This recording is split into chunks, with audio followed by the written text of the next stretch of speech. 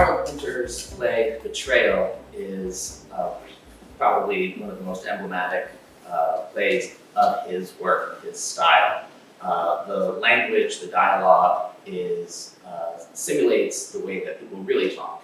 And he also has people talking very much about everyday, common conversation. But underneath it all is a much deeper and stronger story in the subtext. And the play is about betrayal and about, I think at the surface, an infidelity between a married couple. But I think that there's also other types of betrayal depicted in the play as well. Betrayal between friends, betrayal of oneself, I think betrayal of ideals, how maybe the characters have been betrayed by society.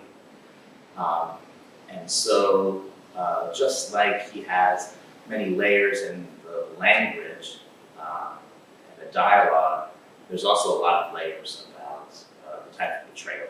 Have I made such an assertion? You went on to make a further assertion that boy babies are more anxious about facing the world than girl babies.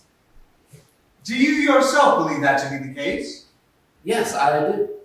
Why do you think that is? I have no answer. Do you think it could be, do you think it could have something to do with the difference between the sexes? Good God, you must be right. Hello, surprise. I think the play is about power.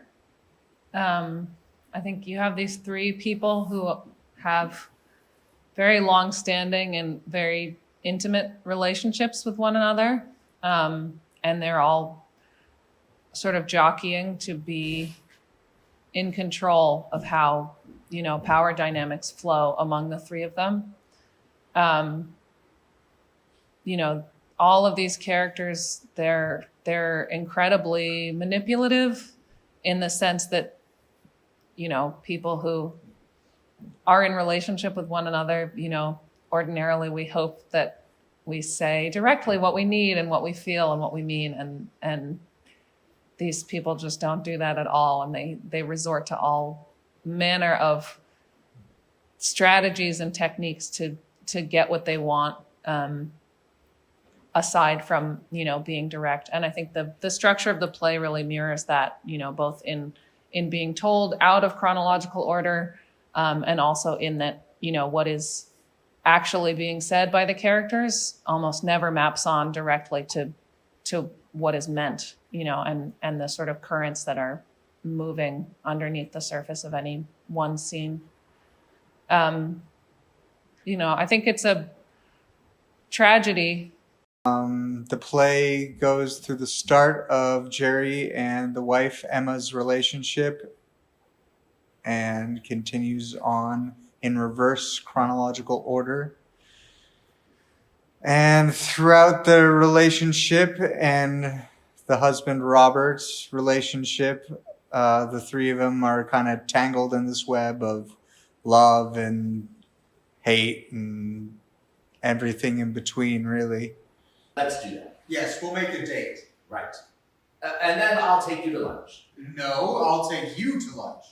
The man who wins buys the lunch. Can I watch? What?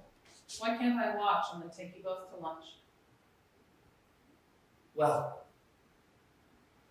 to be quite honest, we really wouldn't want a woman around, would we, Cherry? A game of squash is not simply a game of squash. It's much more than that. First there's the game, but then there's the shower, and there's the pint, and then there's lunch. You've been at it. You've had your battle. What you want is your pint and your lunch. You really don't want a woman buying you lunch. The Rock River Players present Harold Pinter's Betrayal, August 21st, 22nd, 28th, and 29th at 7 p.m.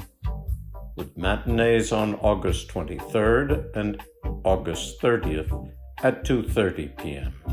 at Williamsville Hall, Williamsville, Vermont.